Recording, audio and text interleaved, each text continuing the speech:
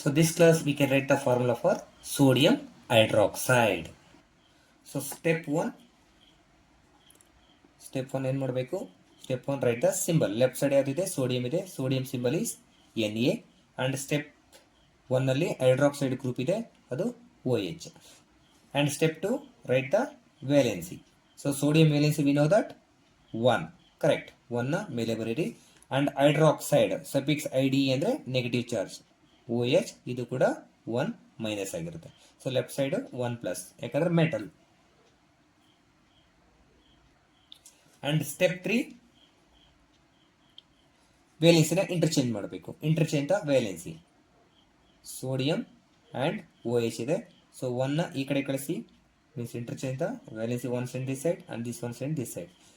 And here more than one atom, ಕರೆಕ್ಟಾ? Group of atom radical ಇದೆ, bracket ಹಾಕಬೇಕು, bracket ಹಾಕಿ 1 ಕಳಿಸ್ಬೇಕು.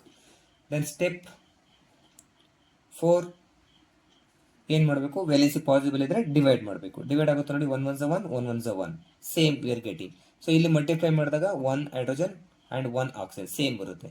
So 1, then you can ignore NaOH. Now sodium hydroxide, NaOH, Na sodium and OH hydroxyl group, and here Na plus and OH minus, finally it becomes sodium hydroxide. So in next class we can write the formula of upcoming